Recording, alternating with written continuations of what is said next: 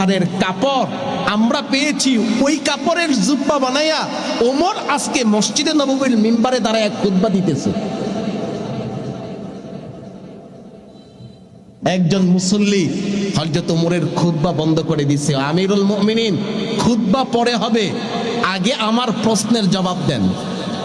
আল্লাহু আকবার বলেন।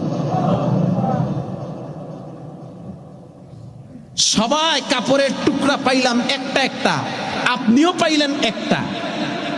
আমরা কেউ কাপড়ের টুকরা দিয়ে জামা পাঞ্জাবি বানাইতে পারলাম না, কিন্তু আপনি এক টুকরা পেয়ে কেমন করে এত লম্বা পাঞ্জাবি বানাইছেন? এটার জবাব দেন আগে। আমাদেরটা দিয়া পাঞ্জাবি হয় নাই, আপনারটা দিয়ে পাঞ্জাবি হইল কেমনে? নিশ্চয়ই আপনি চুরি বাটপারি করে আমাদের কাছ থেকে বড় অংশ নিচ্ছেন, এই কারণে আপনার পাঞ্জাবি হয়ে গেছে। এই কথা শোনার সাথে সাথে আমিরুল মুমিনিন দুই চোখ থেকে অশ্রু জড়াইয়া দিলেন। তার পাশেই ছিল আব্দুল্লাহ ইবনে ওমর, হযরত ওমরের সন্তান। তিনি দাঁড়ায় গেলেন, দাঁড়িয়ে বললেন, ইয়া মুসলমান, হে মুসলমান জনগণ, তোমরা যে প্রশ্ন তুলে ধরেছ, এই প্রশ্নের জবাব আমার বাবা দিতে হবে না, এই প্রশ্নের জবাব আমি দিয়ে দিই। মদিনাতুল মুনাওয়ারার প্রতিটি মানুষের জন্য একটি করে কাপড়ের টুকরা এসেছে, যেই কাপড় দিয়ে একজনের পাঞ্জাবি সম্পূর্ণ করা সম্ভব নয়। আমার বাবা হিসাবে আমিরুল মুমিনিন হযরত ওমর তিনি পেয়েছেন এক টুকরা। আমি সন্তান হিসাবে আব্দুল্লাহ ইবনে ওমর আমিও পেয়েছি এক টুকরা। আমি দেখলাম আমার টুকরা দিয়ে আমার পাঞ্জাবি হয় না, আবার দেখলাম বাবার টুকরা দিয়ে বাবারও পাঞ্জাবি হয় না। আমি চিন্তা করলাম যেহেতু পাঞ্জাবি হয় না, আমি আমার টুকরাটা আমার বাবাকে সদকা করে দিলাম, দান করে দিলাম। আর দান করে দিয়ে বললাম, বাবা এই টুকরা দিয়ে যেহেতু আমারও পাঞ্জাবি হয় না, আপনার টুকরা দিয়েও আপনার পাঞ্জাবি হয় না, তাহলে টুকরাগুলি বিফলে ফলায় রাইখা লাভ নাই। আমার টুকরাটা আমি আপনাকে হাদিয়া করে দিলাম, দুইটা টুকরা মিলাইয়া আপনার জন্য একটা সুন্দর নতুন জুব্বা বানা। আমিরুল মুমিনিন চুরি করে নাই, বাটপারি করে নাই, আপনাদের কাছ থেকে কোনো অংশে বেশি নেয় নাই, বরং বাপ পুতের দুই টুকরা মিলাইয়া আজকে আমিরুল মুমিনিন একটা জুব্বা বানাইয়া মসজিদে নববীতে আজকে খুতবা দিতে আসছে। এটা ছিল তখনকার যুগের নেতাদের চরিত্র আর তখনকার যুগের প্রজাদের চরিত্র।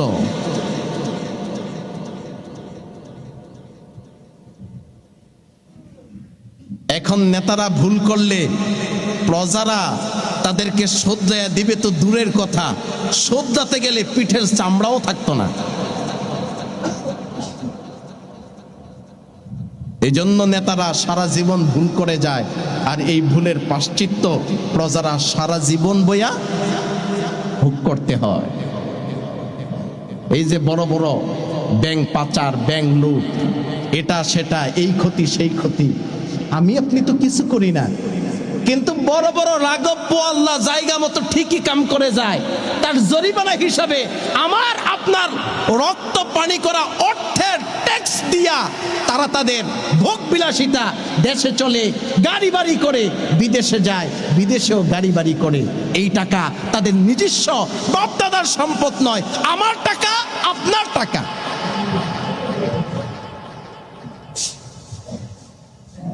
এই কারণেই তো মুসলমানদের সামাজিকতা,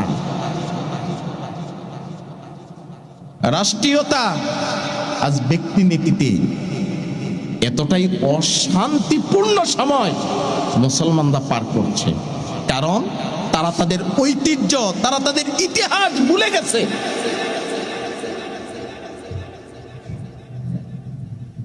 তারা নেতা নির্বাচন করতে ভুল করে, নেতা নির্বাচন করতে জনগণ ভুল করে একদিন, কয়দিন?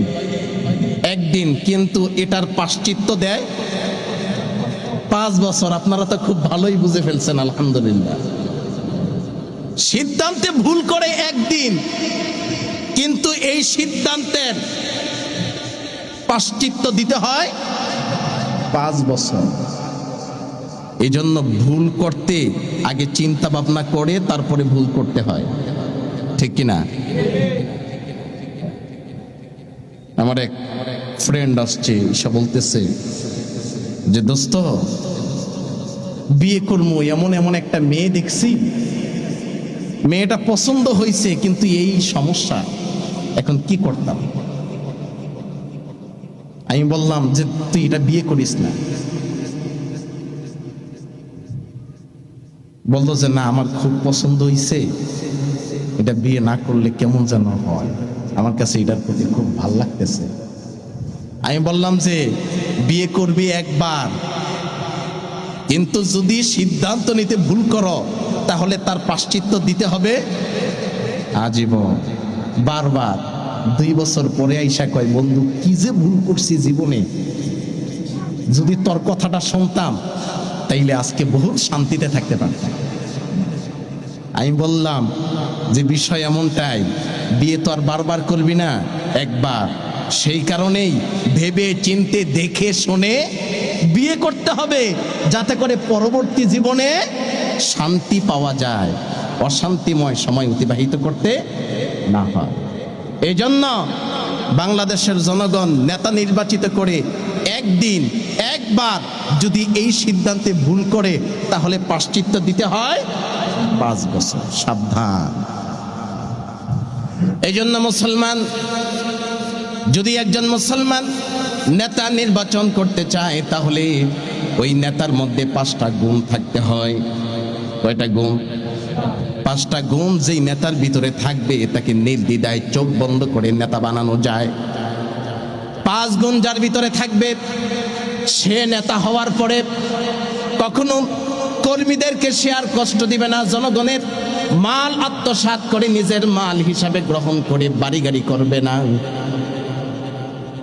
ওই নেতার পিছনে জনগণ দৌড়াতে হবে না, বরং নেতাই রাত দিন পরিশ্রম করে জনগণের পিছনে দৌড়াবে শুধু জনগণের কল্যাণের জন্য। এমন নেতা পেতে হলে আমাদেরকে ভেবে চিনতে, যেই নেতার মধ্যেই 5 গুণ থাকবে ওই নেতাকেই আমাদের সমাজের মধ্যে নেতৃত্ব দিতে হবে, নেতা বানাতে হবে। 1 নম্বরে যার ভিতরে ধার্মিকতা থাকবে। 1 নম্বরে কি? জোরে বলেন কি? ধার্মিকতা। আমার আলোচনা শুনে আবার কেউ রাগ পেন,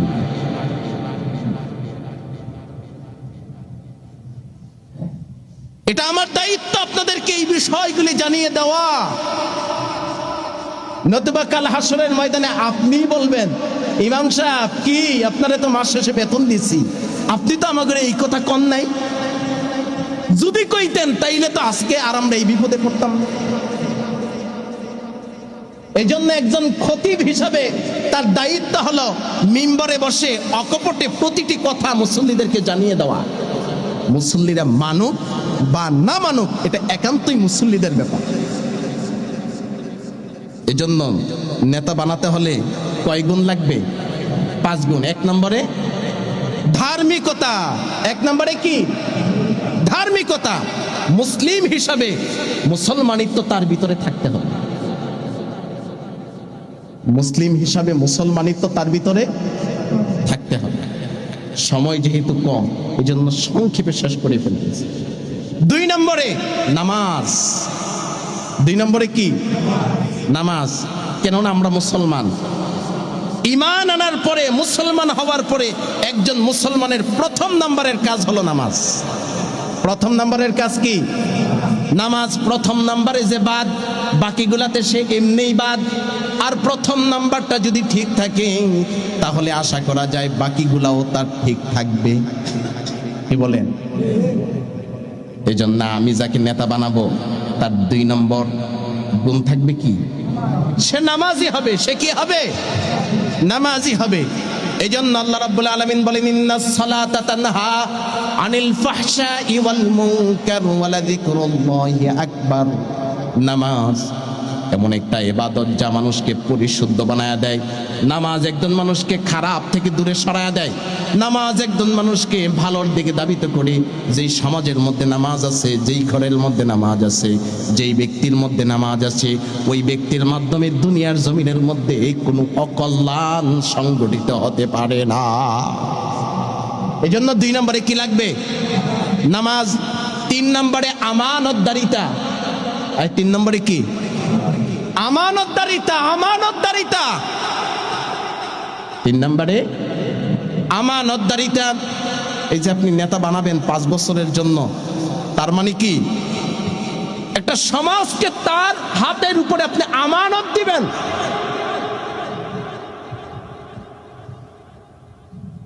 যারা আমানতের খেয়ানত করে এরা মুসলমানিত্ব ধরে রাখতে পারে না। মুনাফিক যারা, তাদের আলামত হলো 3টি।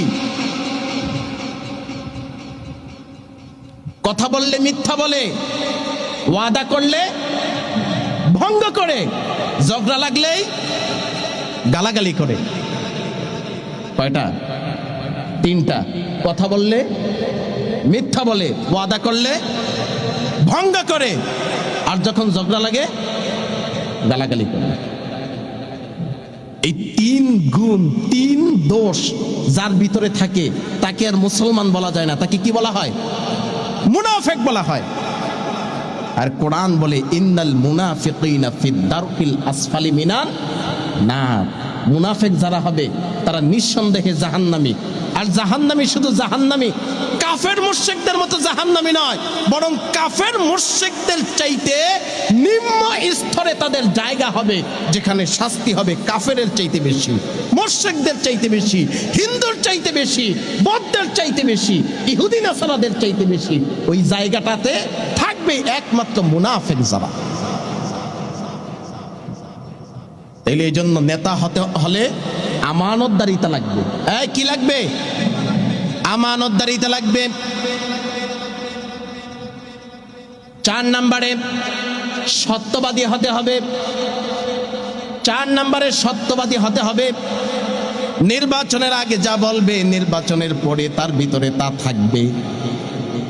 কি বলেন? নির্বাচনের আগে যা বলবে, নির্বাচনের পরেও তা থাকবে। নির্বাচনের আগে কথার অভাব নাই, ওয়াদার অভাব নাই। নির্বাচনের পরে নেতা খুঁজাও পাওয়া যায় না। তার মানে আমানতদারিতাও নাই, আর সত্যবাদিতাও নাই। এই জন্য নেতা যিনি হবেন, 4 নম্বরে সত্যবাদী হবে। তিনি কখনো মিথ্যার আশ্রয় গ্রহণ করবে না। যেমন প্রতিশ্রুতি দিবে তেমন প্রতিশ্রুতি তিনি কখনোই ভঙ্গ করবে না, প্রতিশ্রুতি রক্ষা করবে। যা ওয়াদা করবে সে কখনো ওয়াদা ভঙ্গ করবে না, ওয়াদা অবশ্যই তিনি রক্ষা করবেন। এমন ব্যক্তি যদি সমাজের নেতা হয়, তাহলে সমাজের মধ্যে দেখবেন কোনো ধরনের রাস্তাঘাট, চলাফেরা, পরিবেশ, অসৌন্দর্য, বিশৃঙ্খলা কোনো কিছু থাকবে না।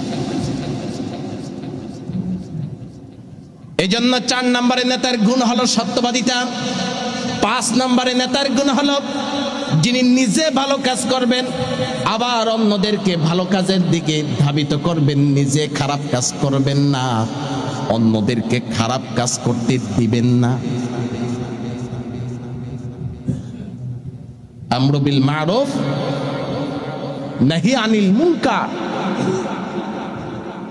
যিনি নিজেও কখনো খারাপ কাজ করবেন না, এবং তার এলাকায়, তার আশেপাশে, তার ছত্রছায়ায় থেকে কেউ খারাপ কাজ করবে, তিনি সেটাও প্রশ্রয় দিবেন না।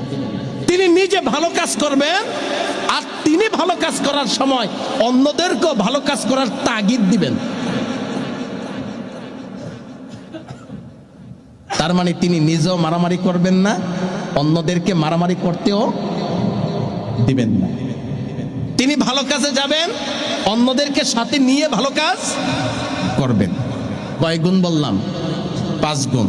এই 5 গুণ যে ব্যক্তির ভিতরে থাকবে, সেই ব্যক্তি যদি সমাজের নেতা হয়, তাহলে মনে রাখবেন সেই নেতা ওমরের মতো মতো নেতৃত্ব দিবে, সেই নেতা আবু বকরের মতো নেতৃত্ব দিবে, সেই নেতা উসমানের মতো নেতৃত্ব দিবে, সেই নেতা হযরত আলীর মতো নেতৃত্ব দিবে।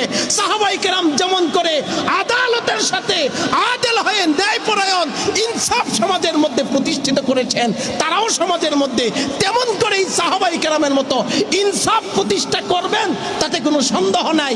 আর 5 গুণ ছাড়া যদি নেতা হয়, তাহলে সেই নেতা কখনোই সমাজের কল্যাণে, জনগণের কল্যাণে কাজ করবে না।